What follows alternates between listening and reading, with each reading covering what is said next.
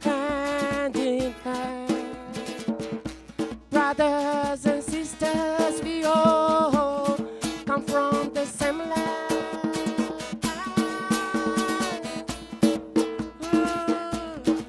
We all come from the same land.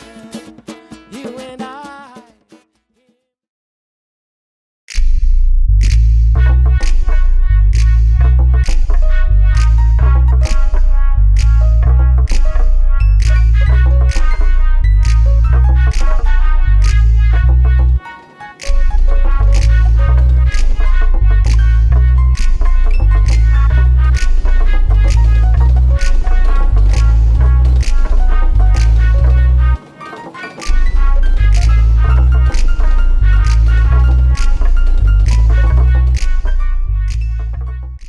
So here's the song called You and I.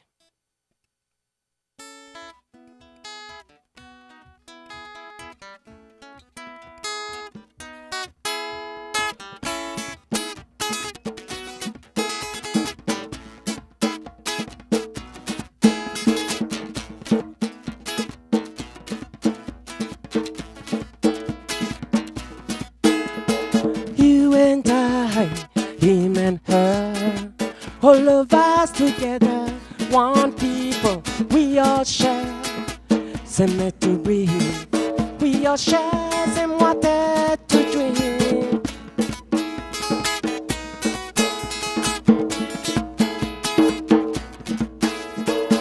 I know when you know many skin colors, don't know if you know our blood is the same color. I know when you know many skin colors. I don't know if you know our blood is the same color. Hey.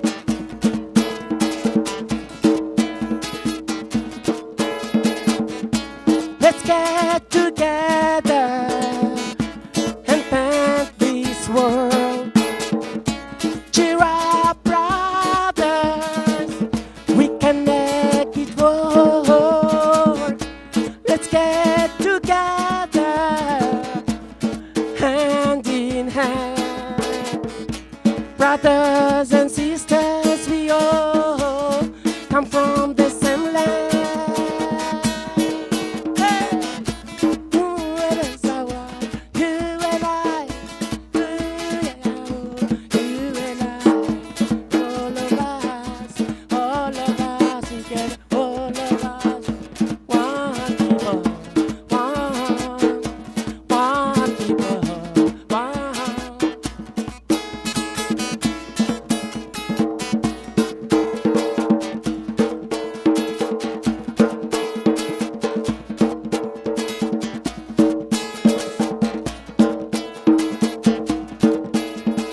You and I, him and her, all of us together, one people, we all share same air to breathe, we all share same water to drink.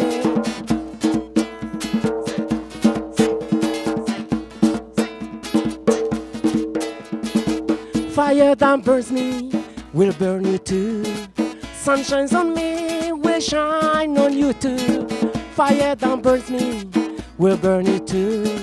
Sun shines on me will shine on you too. Oh yeah, oh yeah, yeah, oh yeah.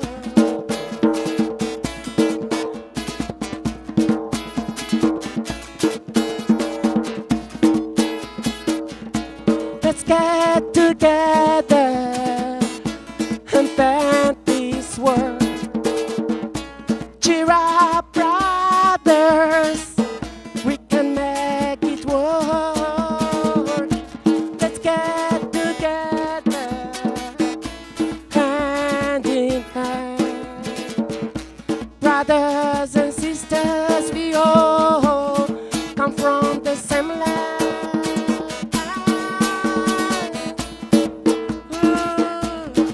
We all come from the same land. You and I, him and her. You and I, him and her. You and I, him and her. All of us together.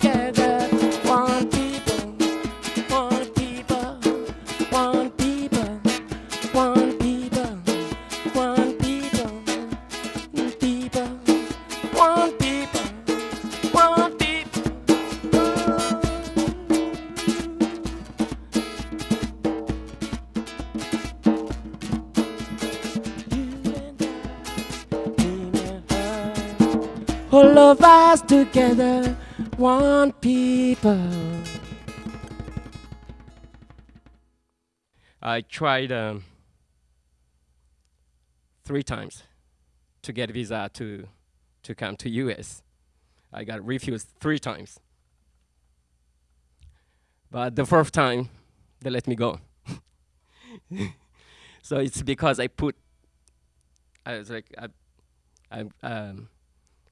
I want to go, I wanna do this, I do it, but I do it the right way, and I put love in it, and I got here, and actually my first visit here, on my first visit, when I came back to the embassy, U.S. embassy in Madagascar, and they talked to me about green card. And at that time, I told them I just wanted to visit. That's why I asked for 4 years just to visit and come back. And here I am, I come back to Madagascar. Then in 2001, there was a political problem in Madagascar. And I had my son, he was premature. So I just decided to leave Madagascar and come this way. So the embassy in Madagascar gave me the green card right away to be here. At that time, I got like 10 years green card. And just 4 years ago, I got my citizenship. So I'm an American now. Basically, my story, if we talk about musical, it's all from my grandparents and all my siblings. They're all play music. And unfortunately, my mom doesn't. she was one child actually in the family, but all my other siblings, yes.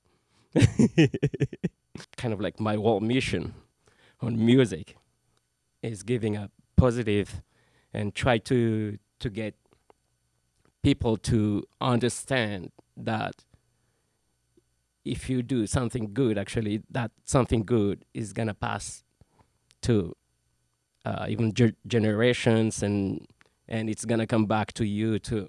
We call this Madagascar mandolin. It's a 3-strings guitar.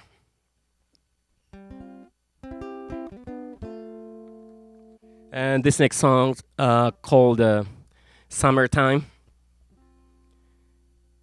I wrote this song for just to enjoy everything around us. When you're on a beach, you enjoy the ocean, enjoy everything, and you just relax.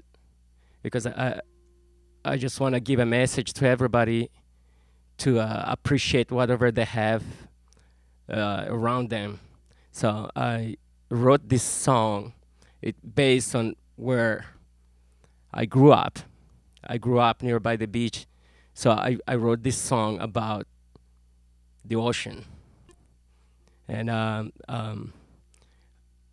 want to encourage everybody to write positive song about the surrounding around them, and to give some positive message to everything that around us, instead of focusing on the negative. We should do some positive stuff.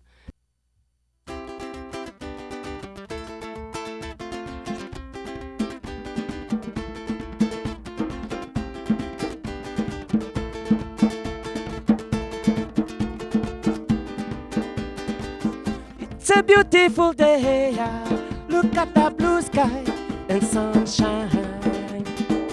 Let's enjoy this festivity, let's dance and party, it's summertime. It's a beautiful day, look at the blue sky and sunshine. Let's enjoy this festivity, let's dance and party, it's summertime. Don't forget your sandals, your swimming suit, 2 minutes on lotion too, lotion too. If you don't want to swim, it's okay, just take it easy, easy. Summertime, summertime, summertime. The sky is blue, ocean is blue. Coconut tree, you take it easy. Ocean breeze, just be happy. Summertime, summertime, summertime.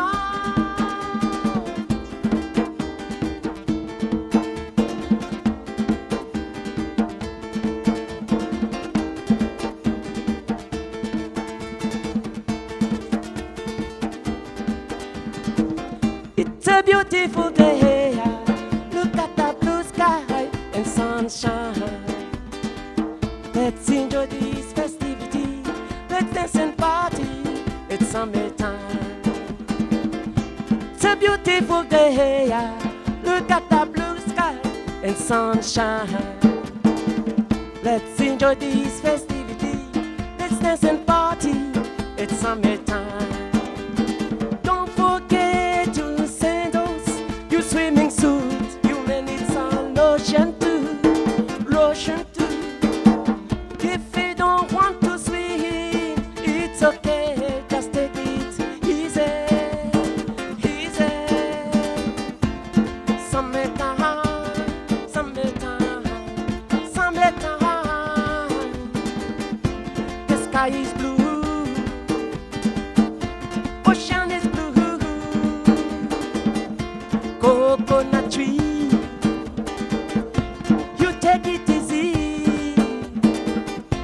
Coconut breeze, just be happy. Summertime, summertime, summertime.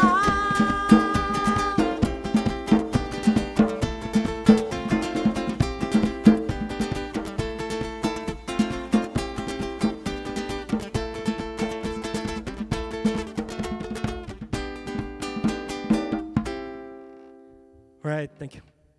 It's called Nothing Can Stop My Love. Difference or distance, it won't stop the love. Love is strong.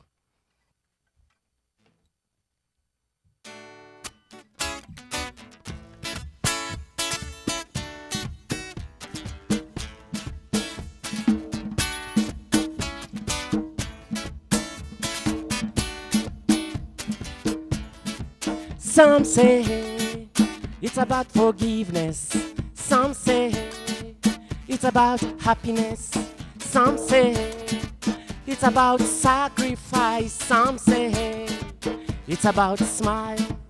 But I know love can do everything. No conditions, no conditions. I know love can do everything. No conditions, no conditions. Hey, nothing can stop my love. Difference or distance, it doesn't matter. Nothing can stop my love. Difference or distance, it doesn't matter. Ah, ah, ah, oh yeah.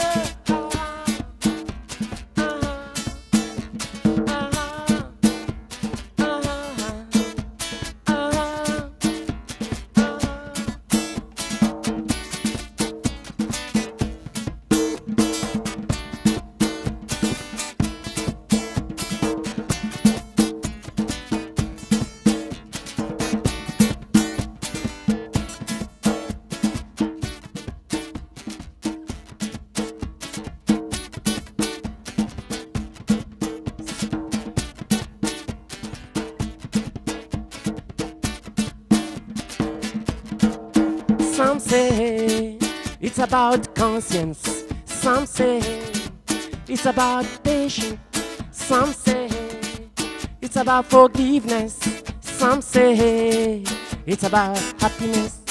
I know love can do everything, no conditions, no conditions. I know love can do everything, no conditions, no conditions. Oh, nothing can stop my love. Difference or distance, it doesn't matter. Nothing can stop my love. Difference or distance, it doesn't matter. It doesn't matter.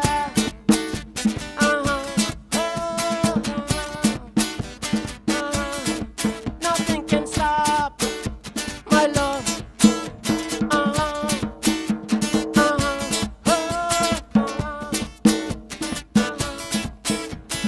Nothing can stop my love. Difference or distance, it doesn't matter. Nothing can stop my love. Difference or distance, it doesn't matter.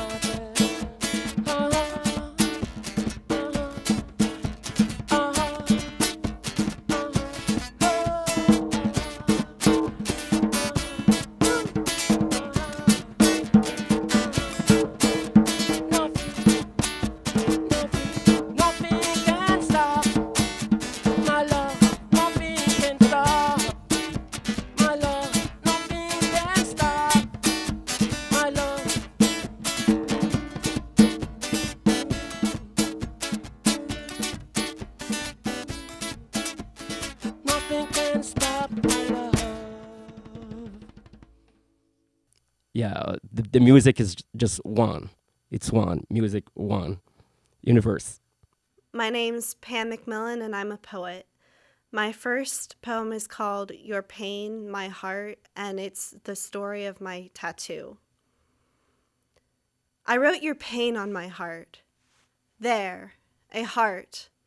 Past my skin, through my rib cage, into my flesh. A heart. Those pains which you have suffered, your past, my future. Your wounds hurt. You tried to cover them, but the dressings didn't fit. You are no healer. Those wounds scar me, your wounds, so I inked them into my skin, myself, my body. Anybody can see, but not you. I hid my heart from you. I cried for you once. For myself, never. I cried when I fell out of love. Have you ever fallen? It hurts. Have you ever had hurt? I heard that you had, but you have forgotten. My second poem is based on a true story. It is called An Orange is Not a Tangerine. When you reach into the bag of fist-sized oranges at the bottom of the fridge and pull out a tangerine the size of your palm, you say, close enough. When you tear into the tough skin, ripping it off bit by bit until the small section of fruit is finally surrendered and you see a seed, you say, not today. You try anyway, pushing the seed out with your right hand while you hold the rest of the damn tangerine in your left hand does not work. Spilling acid juice on your winter-cracked fingers is unacceptable. You wanted a quick snack, quick enough not to interrupt your failing sleep schedule, quick enough, like a seedless orange with soft skin. You hide the uneaten tangerine down in the trash. You reach into the bag at the bottom of the fridge and pull out an orange the size of your fist, not a tangerine. You say, perfect. My last poem is called The Funny Man. I see words on your face, they are poetry. Your eyes, your jaw, they read, I love her. But your mouth never speaks. You're a funny man, self-professed to be a writer, but we never see you with a pen and paper. You stole a woman's trench coat. You wore it like it was your security blanket. And it wasn't until you went to defend her against her fears that your coat was reclaimed by its rightful owner. You are a funny man, and she loves you. Knock, knock, knock, she loves you. I see it in her eyes. You could hear it on her breath if you listen, but your ears are too busy with the sound of your own determined incompetence. These words on your face, they need life. You need music and sound to make them come to light. If these words came out right, and maybe if she was close enough to hear, and maybe if her ears aren't clogged as well, then maybe she'll listen to your music of love. Well, you just got to enjoy the poetry of Pam McMillin. So you traveled all the way to York. Thank you for coming all the way to York for us, because you are actually from primarily the Harrisburg area. I live in Mechanicsburg. You create, at least, in the Harrisburg Yes. area.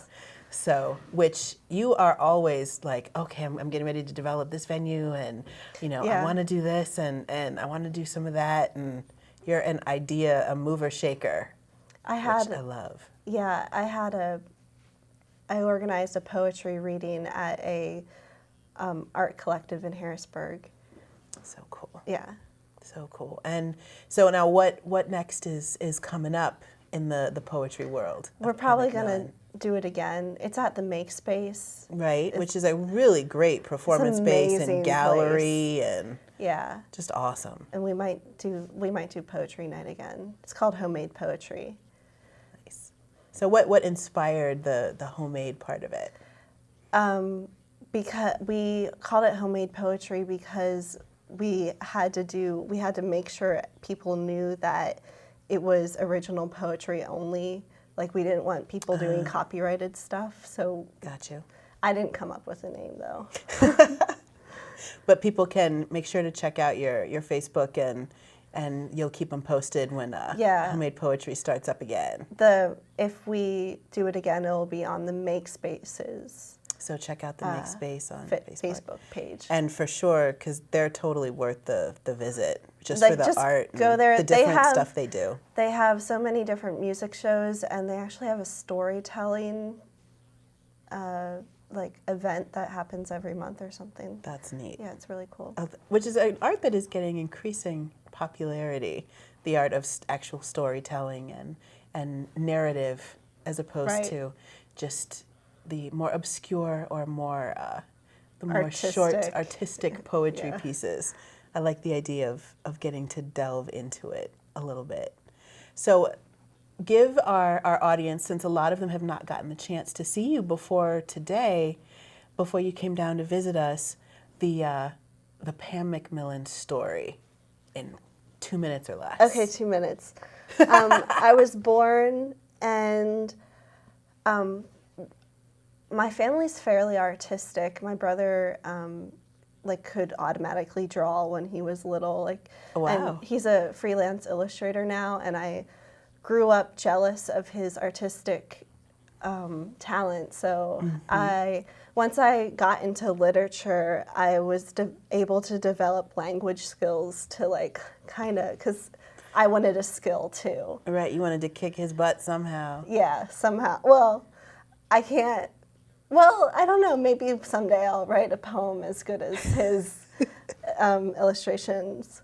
Yeah, please. I mean, not just your poetry, but vocabulary, and then the theatrics and the performance aspect of it is In huge. high school, I joined speech team, which has changed my life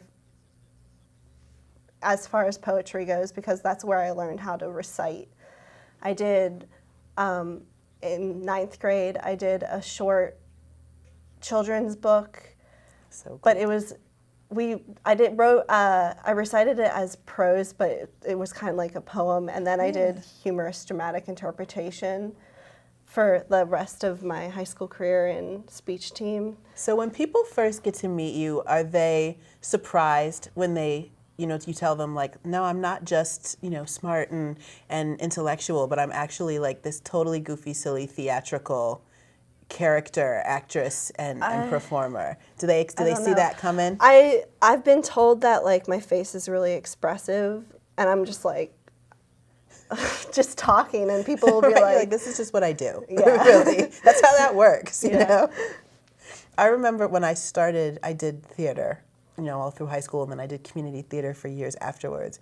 And I was great with the dramatic stuff early on, but to cut loose and be silly and risk looking stupid took me years on the stage before I was comfortable enough and confident enough that I was willing to take the risk of appearing foolish. Yeah, it's the opposite for me. I was in community theater also, and I did theater in high school, and the first play I did was a comedy, and I did comedies like a lot. And then I was in Brighton Beach Memoirs, which is, it's funny, but like my character Nora is like, she has like serious parts, and that was a challenge.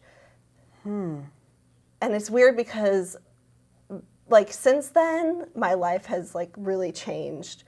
I've been diagnosed with bipolar disorder, and so I suffer from manic depression, and a lot of my poems are about that. And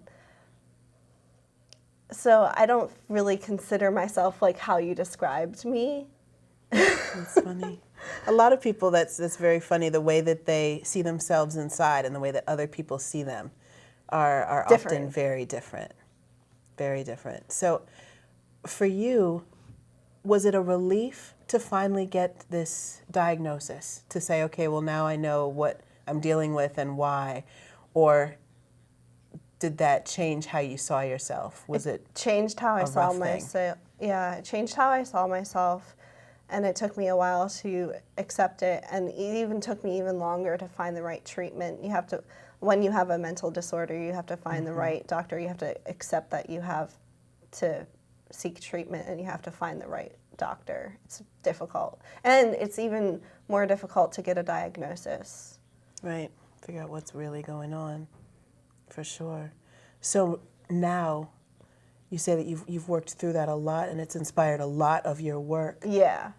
And did that help you come to a level of acceptance or understanding?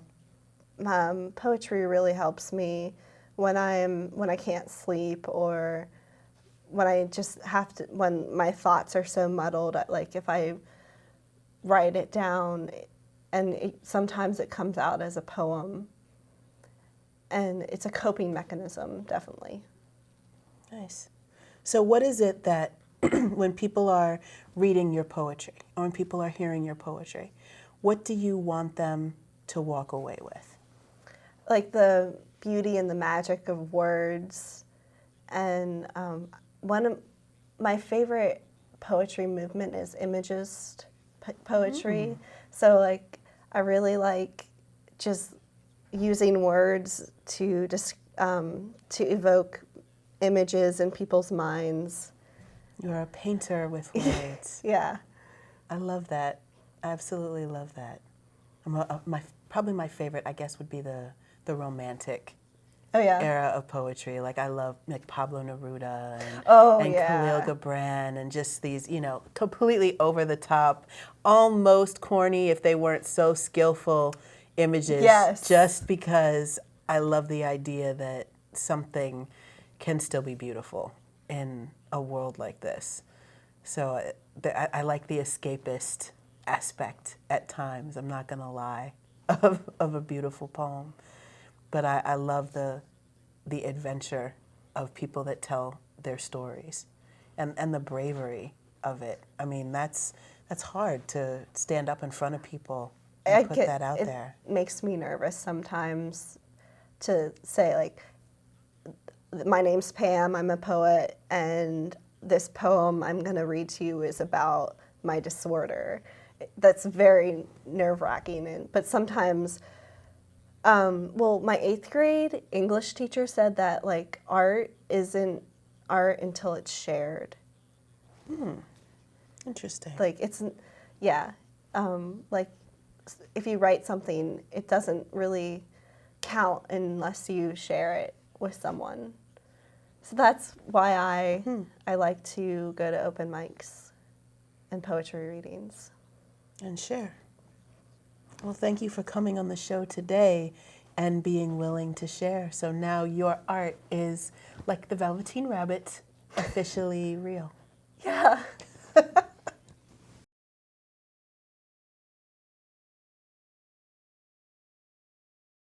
My name is John DeLong, and I play guitar, and I do vocals.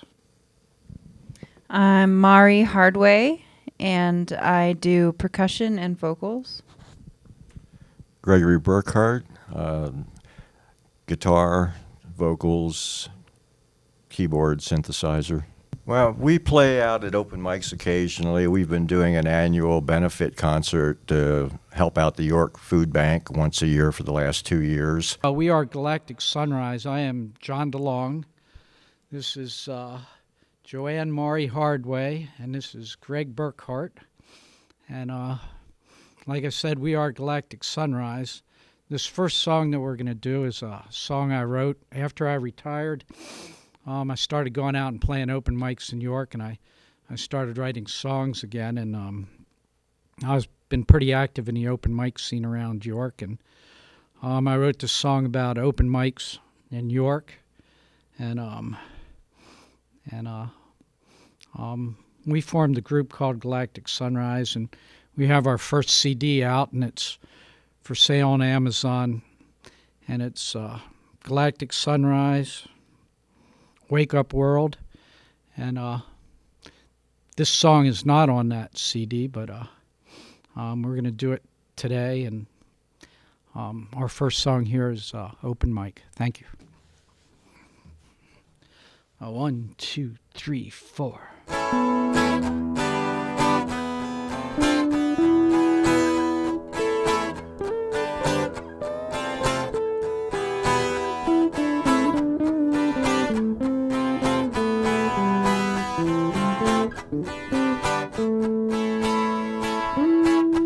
Open mic tonight. Open mic tonight. Open mic tonight. Open mic tonight. At open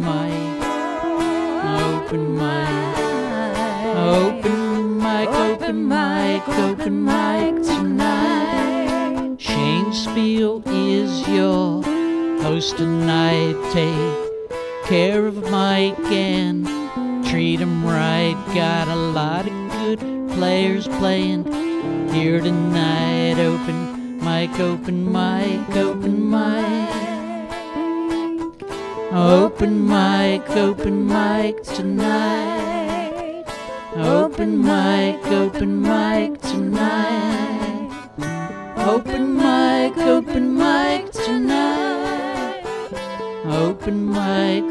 mic tonight. At open mic.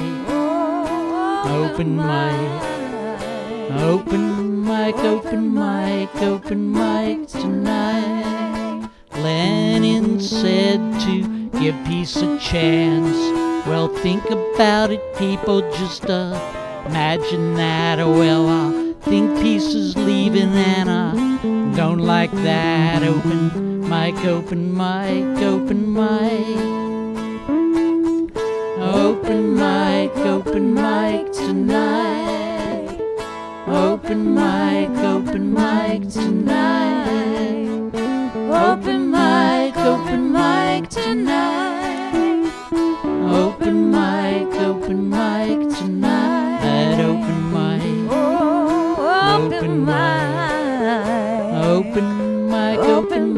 Open mic tonight. Hey, thank you very much. Well, when I did the production on the CD, I took all the songs that we got good, which were 16 out of 18 that we recorded in an 8-day period.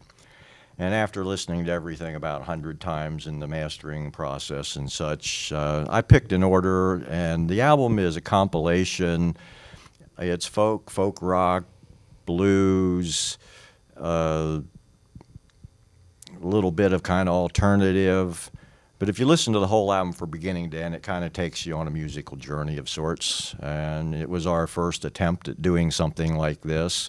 It was far more difficult than we had anticipated. But for our first attempt, I think we came out with a pretty good album, and people seem to be liking it so far.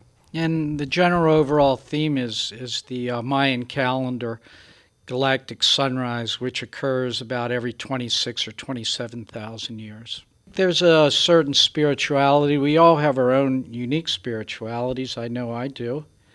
And Maury, how about you?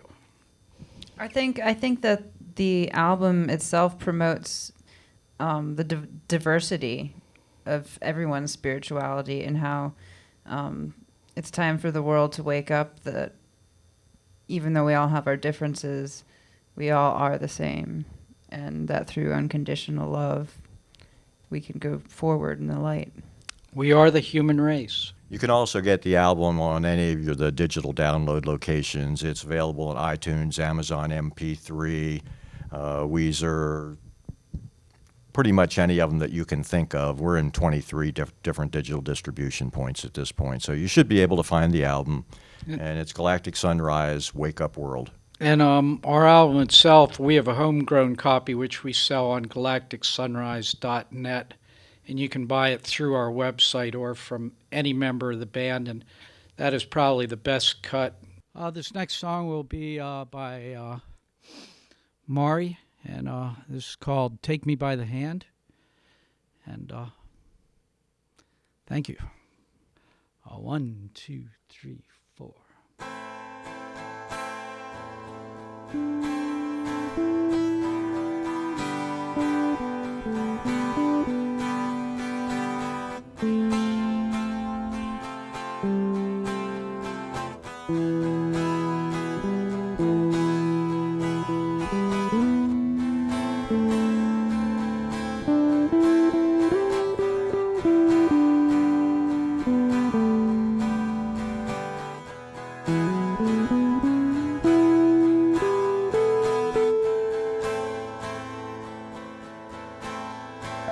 Well, take me by the hand and show me I'm a little lost and no one knows me. Lead me to your smooth, deep water,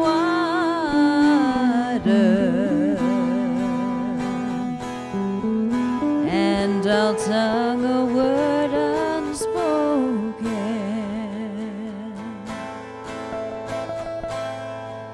Yes, you move smooth as silk,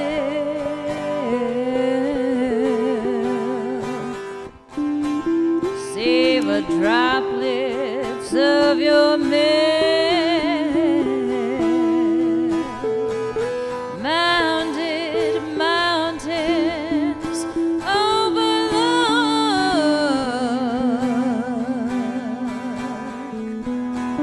the fertile valley in your nook.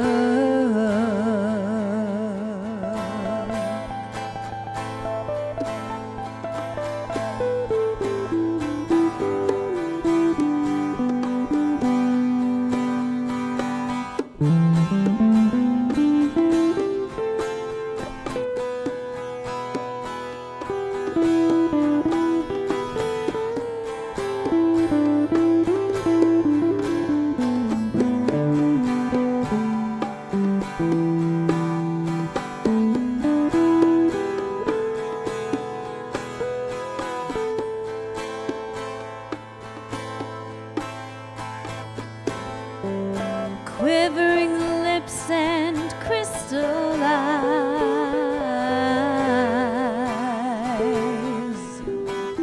fresh spring locks to frame that smile. Oh, woman, reach your hand to me.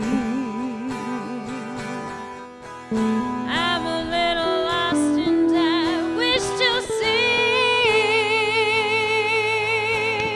Oh, take me by the hand and show me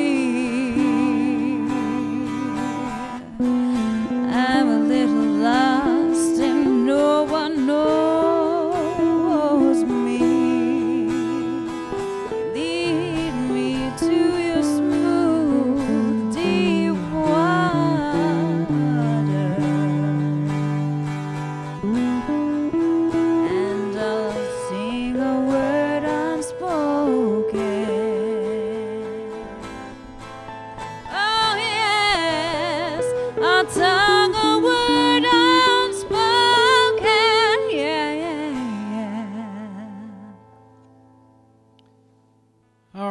Thank you.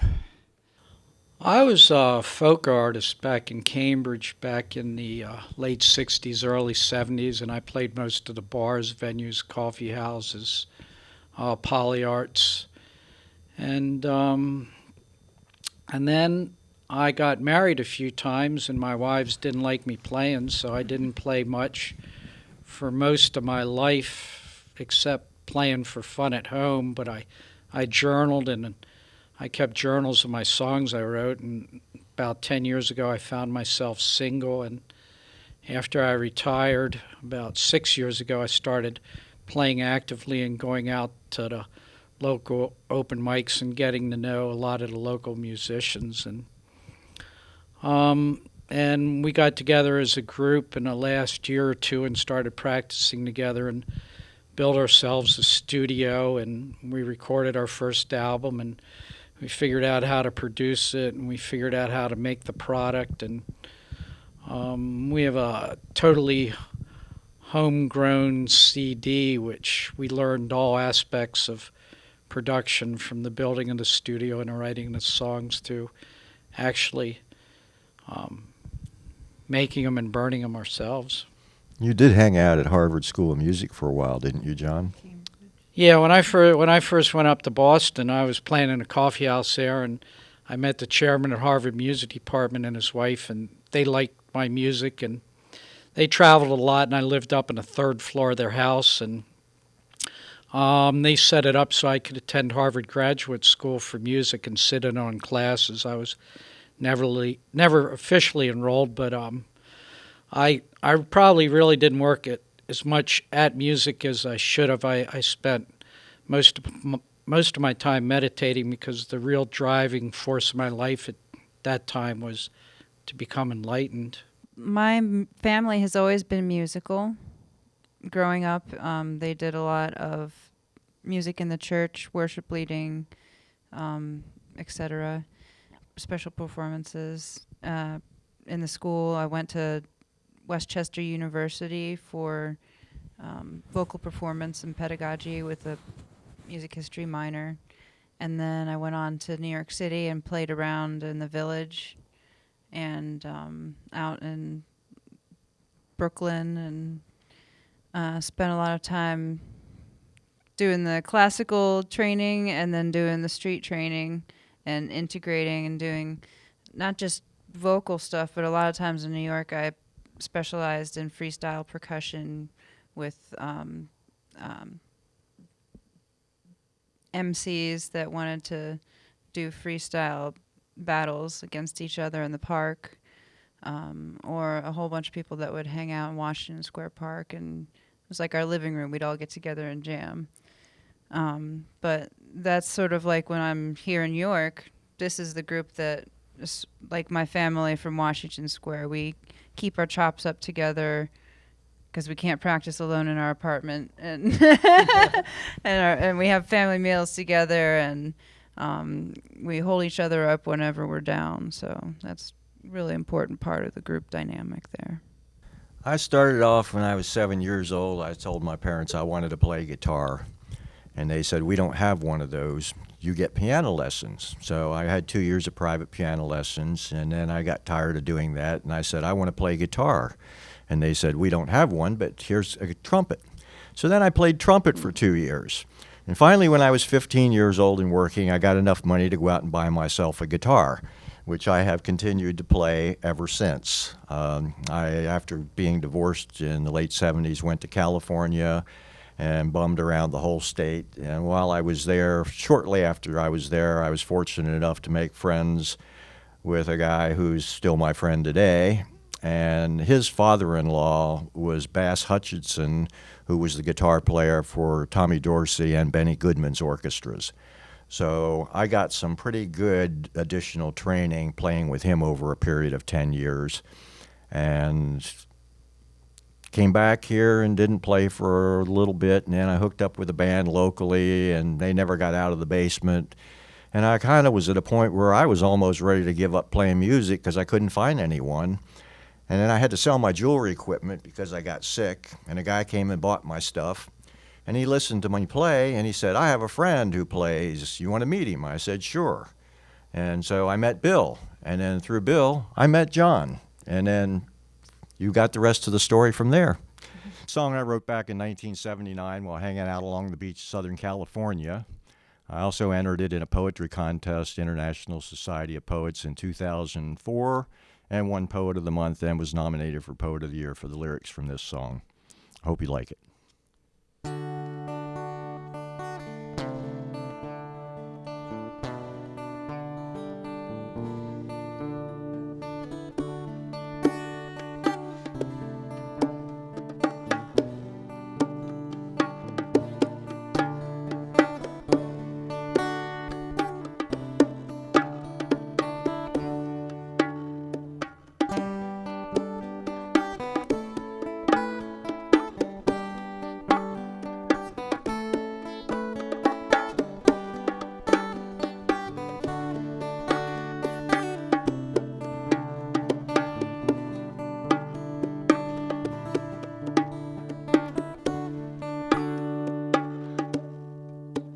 Misty morning as the sun begins to rise, birds are chirping by the riverside.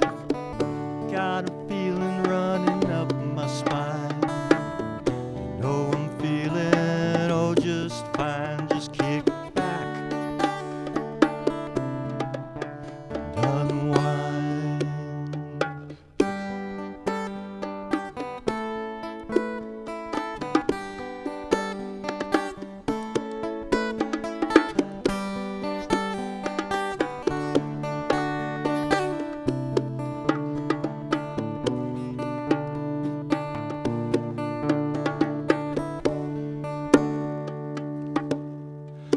Look at that gal sitting across the room. Don't you think she's looking kind of blue?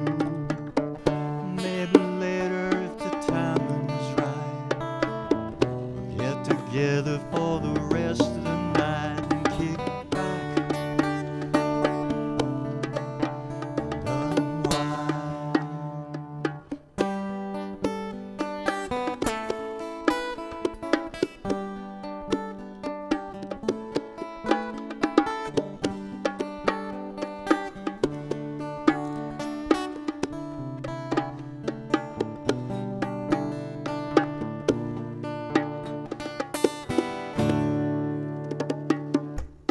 Hello, my name is John Beck, and I'm filling in. I'm a special guest host for Culture in Maine, and I'm here today with my mother, and she's a poet, and she's going to talk a little bit about that. So, tell me, where did you first come up with the idea of doing poetry?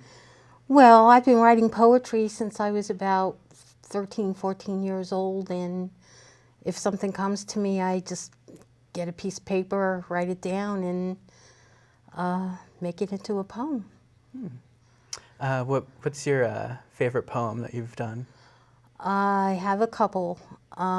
Lady of the Harbor is probably one of my favorites because I wrote it the night of when the World Trade Center went.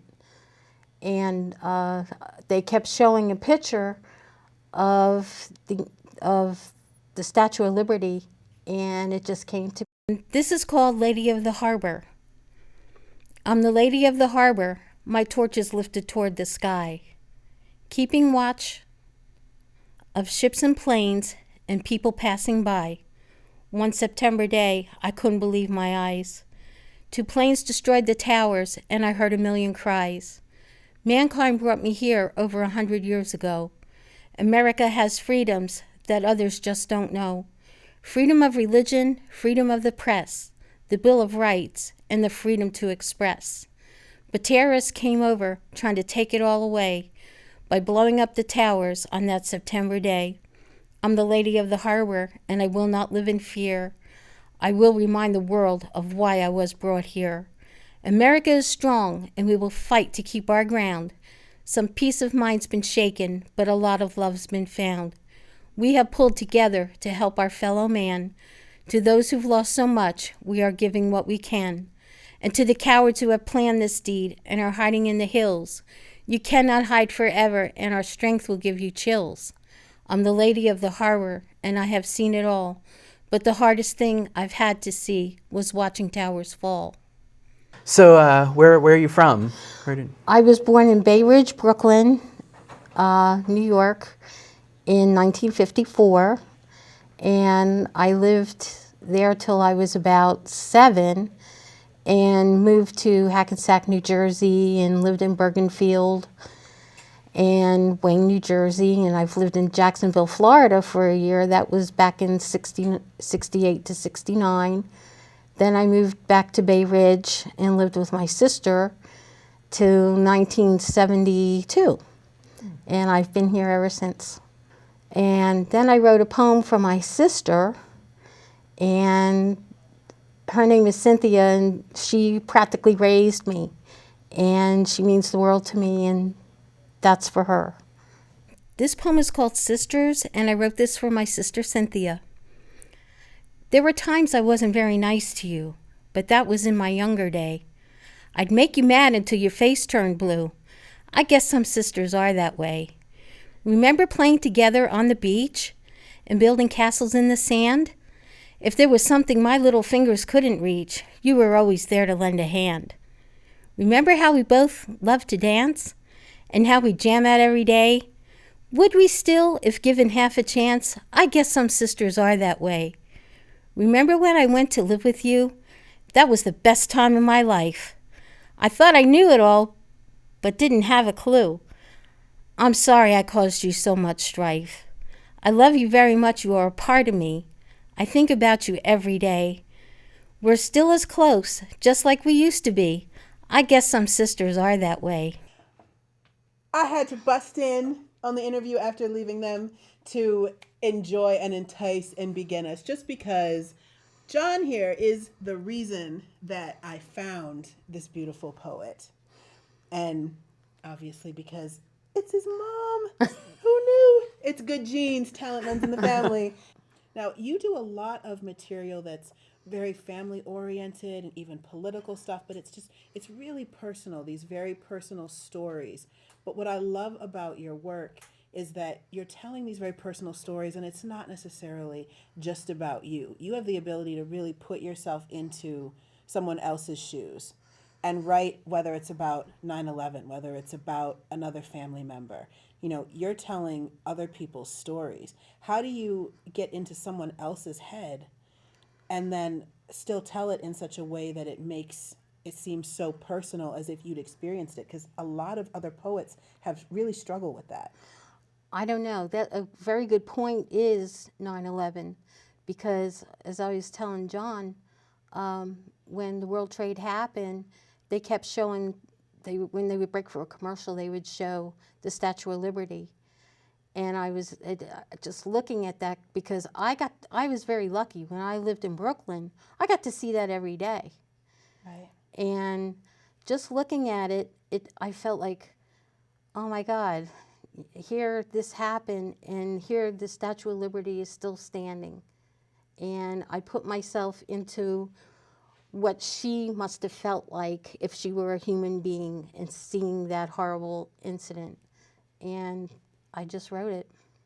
So you just have the poet's eye. Do you feel like there is a different way as a poet that you look at the world, and that you see things, inanimate objects, other people, certain situations, that it's different now that you've been expressing yourself as a writer? Do you look at things in a different way? Yes. Another good example is my sister. Mm-hmm. And she practically raised me, and I love her so much. And I thought back to when we were little girls at the beach, and how she would help me just throughout everything, and how she still helps me today. She means a lot to me. And like I said, my sister poem came to me, and that was my gift to her. Well, I think that we need to hear some of those gifts that you have created. In fact, the poem that you're going to read, The Gift, was written in like 10 minutes from a prompt that you actually saw on my Facebook. I think that is the best thing. When I read it, I was like, oh, this is such a beautiful poem. Having no idea. You never know where inspiration is going to come from, do you? Well, you put it out there, and I thought, I can do something with this. And it took me 10 minutes. That's incredible. And also, another experience I had with John, he called me one night. You're inspiring, Mommy. He called me one night and he said, I need a favor. He said, I need you to write a poem about depression. And I said, well, how long do I have? He said, I'll give you a couple hours. So I did it. And I called him back, I read it to him, and he said, well, I need another favor. And I said, okay, what's that? He said, I need you to come and read it tomorrow at 2 o'clock. And I said, okay, I think I can do this. And I'm not very, I've never really spoken, you know, like on a stage to a group of people. And I got up there and I read it, and it was like a breeze. I felt very at home and very comfortable, and I just... So is there something about the expression of poetry that feels different than when once you're in your poetic place, you're able to do things that you didn't necessarily think that you could do as just regular Barbara Beck? I think so, because it just comes natural to me to come out with words and make them rhyme, and, you know, to do that. That's awesome. Well, I think we need to hear some of it. Okay. Don't you? Sure. Let's do it. Okay. This poem's called Two Little Girls, and this is for my friend Kim. We were two little girls, daydream believers that we could play our tambourines with the monkeys someday. We were two little girls dancing in the streets with our mini skirts, go-go boots, and flower power shirts. We were two little girls, and in a jumping jack flash, we became teenagers and grew a heartbeat away. Now here we are, and what is lost is now found, and our little girl hearts still remember. The music and the friendship lived with us forever, and when we talk, we are still like those two little girls. The gift. This is for Carla. We all have a gift. What you do in a kitchen with a pen, it could be a voice. And whom you may love, it's your given choice. The gift of love is brought to many who may believe they haven't any. The smile from a child is a special gift. If you're feeling down, it could bring a lift. Even animals can be a gift. They might be a pet or roam the field to drift. To eye such a beauty is a wonderful gift. The deer and the birds and a butterfly's flit. We're all here on earth to enjoy every bit. If a gift comes your way, it's a good thing to share. It's a way to let everything know that you care.